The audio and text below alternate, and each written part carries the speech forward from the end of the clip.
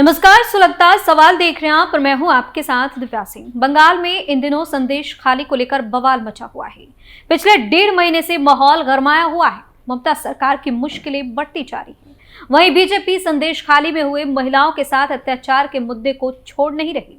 इस पर राजनीति भी हर रोज तेज होती जा रही है। सीएम ममता बनर्जी भी कोई मौका बीजेपी को नहीं देना चाहती, लेकिन संदेश खाली का माहौल ऐसा होता जा रहा है जिससे ममता की फजीहत बढ़ती जा रही है। संदेश खाली को लेकर हर रोज अलग अलग बवाल देखने को मिल रहा है।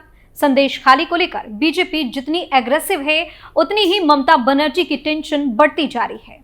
ममता भरपूर कोशिश कर रही हैं कि संदेश खाली की सच्चाई सामने ना आए। शायद यही वजह है कि मौके पर जाने से कभी बीजेपी महिला मोर्चा को रोका जाता है तो कभी फैक्ट फाइंडिंग टीम को ही हिरासत में ले लिया जा रहा है। जिस तरह के हालात संदेश खाली में बने हुए, उसके बाद ममता की परेशानी और ज्यादा बढ़ती जा रही है। ममता बनर्जी की बिगड़ती हालत पर तमाम तरह के सवाल सुलग रहे हैं। संदेश खाली में क्यों नहीं थम रहा बवाल? फैक्ट फाइंडिंग टीम को जाने से क्यों रोका? ममता बनर्जी को किस बात का है डर? क्यों हुई शाहजहां शेख को फांसी की मांग? इन सवालों ने सियासी पारा हाई कर दिया है और ममता बनर्जी की मुश्किलें बढ़ा दी है। संदेश खाली में उठी एक चिंगारी ने पूरे पश्चिम बंगाल को अपने आगोश में ले लिया है। लाखों महिलाएं टीएमसी के खिलाफ सड़कों पर आ गई हैं। एक के बाद एक आरोपों की संख्या बढ़ती जा रही है। टीएमसी नेताओं की मुश्किलें बढ़ती जा रही हैं। ममता को डर है कि ये आग की लपटें उन तक ना पहुंच जाए, इसलिए तो टीएमसी के गुंडे अलग अलग तरकीब लगाकर मामले को दबाने की कोशिश कर रहे हैं। टीएमसी की तरफ से भरपूर कोशिश की जा रही है कि कोई भी जांच टीम संदेश खाली ना पहुंच पाए। क्यों? क्योंकि अगर टीम मौके पर पहुंची तो टीएमसी के काले कारनामे सामने आ जाएंगे, उसके नेताओं की पोल पट्टी खुल जाएगी और ममता बनर्जी कहीं मुंह दिखाने लायक नहीं रहेगी।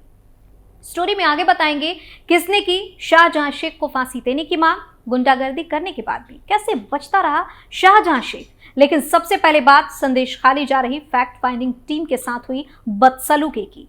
संदेश खाली में पीड़ितों से मिलने के लिए फैक्ट फाइंडिंग टीम बंगाल दौरे पर थी, लेकिन पुलिस ने टीम को संदेश खाली पहुंचने से पहले ही रोक दिया। इसके विरोध में फैक्ट फाइंडिंग टीम विरोध में वहीं पर धरने पर बैठ गई। हंगामे के बाद पुलिस ने टीम के सभी सदस्यों को गिरफ्तार कर लिया। 6 सदस्यीय फैक्ट फाइंडिंग टीम का नेतृत्व पटना हाईकोर्ट के पूर्व chief justice L Narasimha Reddy कर रहे हैं। बताया जा रहा है कि पुलिस ने संदेश खाली में धारा 144 होने का हवाला देकर फैक्ट फाइंडिंग टीम को रोक दिया।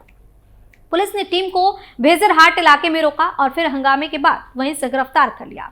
टीम की सदस्य चारूवाली खन्ना ने पुलिस के तरफ से उन्हें रोके जाने पर कहा कि हम संदेश खाली जा रहे थे, लेकिन हमें रोक दिया गया। पुलिस ने जानबूझकर हमें रोका और परेशानी खड़ी कर रही है। पुलिस हमें पीड़ितों से मिलने नहीं दे रही है। खन्ना ने कहा कि पुलिस को जवाब देना चाहिए कि वह हमें हिरासत में क्यों ले रही है। महिलाओं के खिलाफ जिस तरह की प्रताड़ना की जा रही है, मुझे हैरानी है कि पुलिस ने उस मामले में क्या किया। पुलिस के पास हमें रोकने का कोई कारण नहीं है, सिर्फ इन्हें ऐसा करने के लिए कहा जा रहा है, उसके बाद ये ऐसा कर रहे हैं। वहीं गिरफ्तारी से पहले टीम के अन्य सदस्य ओपी व्यास ने कहा कि हम यहाँ शांतिपूर्ण तरीके से बैठकर पुलिस की कार्रवाई का विरोध कर रहे हैं, क्योंकि हमें अवैध तरीके से रोका गया है। यहाँ हमारे अधिकारी खिलाफ है। हम इसकी शिकायत सीएम, गवर्नर, केंद्रीय गृह मंत्री और प्रधानमंत्री तक से करेंगे। रामनवमी के दौरान भी हमें इसी तरीके से रोका गया था, क्योंकि वे कुछ छिपाने की कोशिश कर रहे थे।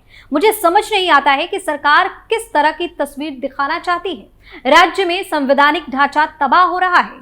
दुर्भाग्य से पुलिस भी गैर कानूनी आदेशों का पालन कर रही है और कानून अपने हाथे में ले रही है। हम संदेश खाली के पीड़ितों से मिलना चाहते हैं। वहीं संदेश खाली में मचे बवाल के बीच बीजेपी ने शाहजहां शेख को लेकर बड़ी मांग कर दी है। संदेश खाली की घटना को लेकर बीजेपी नेता शिवेंदु अधिकारी ने ममता बनर्जी को आड़े हाथों लिया है। पश्चिम बंगाल के नेता प्रतिपक्ष शिवेंदु अधिकारी ने कहा कि शेख शाहजहां पर सख्त से सख्त कार्रवाई होनी चाहिए, उसे फांसी की सजा मिलनी चाहिए। भाजपा नेता ने कहा कि ममता बनर्जी की पुलिस टीएमसी के भगोड़े नेता शेख शाहजहां को गिरफ्तार नहीं करेगी, क्योंकि वह वोट कंट्रोल करता है, यानी कि जो वोटिंग होती है उस समय उसका वर्चस्व बहुत ज्यादा रहता है और उसी के जरिए कहीं ना कहीं ममता बनर्जी को ज्यादा वोट मिलता है। अधिकारी ने कहा कि अगर शेख शाहजहां को गिरफ्तार किया गया तो टीएमसी वशीरहाट सीट हार जाएगी।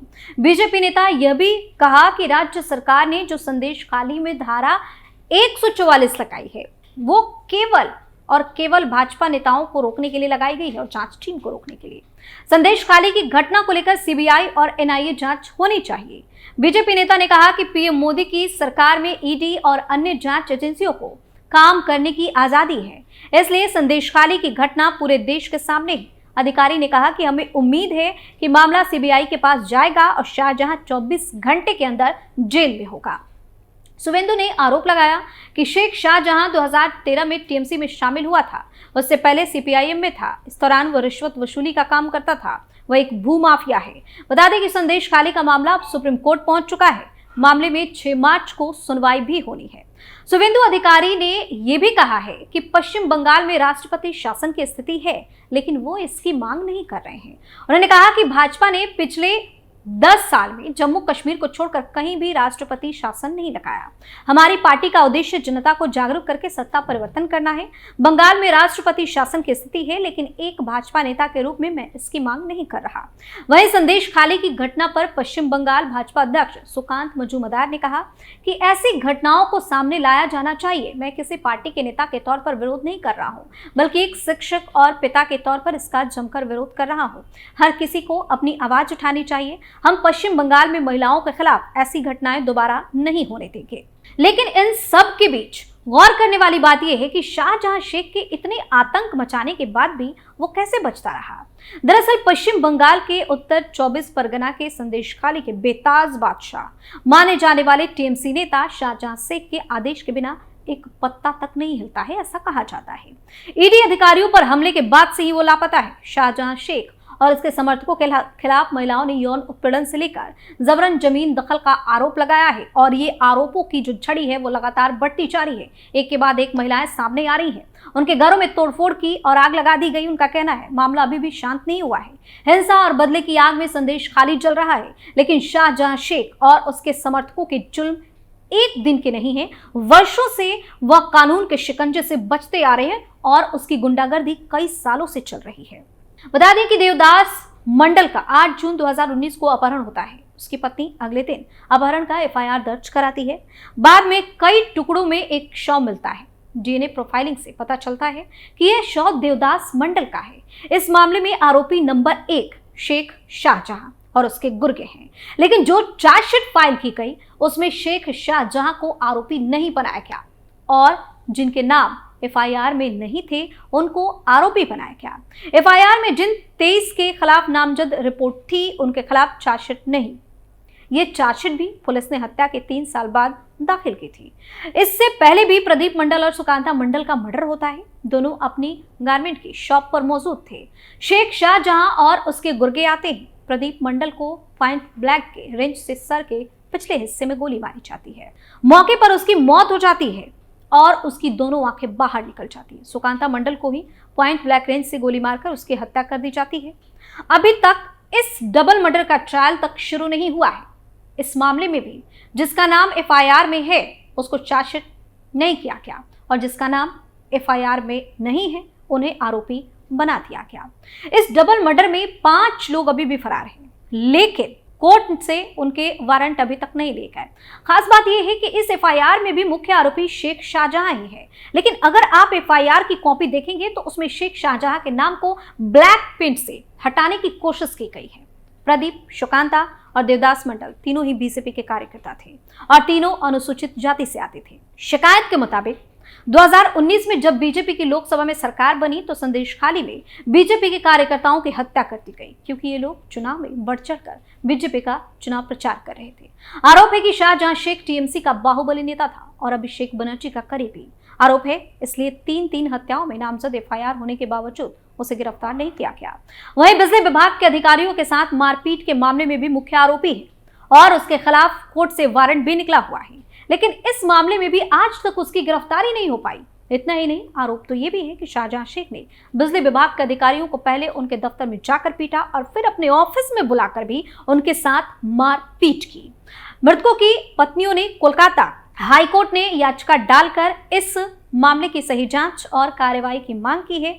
इन सभी घटनाओं से साफ है कि किस तरह से इसको राजनीतिक संरक्षण मिला हुआ था और ममता बनर्जी इसे किस तरीके से बचाने का काम कर रही थी, लेकिन अब उसके पाप का घड़ा भर गया है। देखने वाली बात होती है कि कब तक बच पाता है। हालांकि इस पूरे मामले के बाद ममता बनर्जी भी पूरी तरह से बर्बाद होती नजर आ रही है, क्योंकि जमकर फजीहत हो रही है टीएमसी के गुंडों ने जो गुंडागर्दी की है उसके बाद से। सुलगता सवाल में आज के लिए फिलहाल इतना ही। किसी और मुद्दे के साथ फिर से पेश होंगे, तब तक के लिए आप देखते रहिए कैपिटल टीवी। नमस्कार।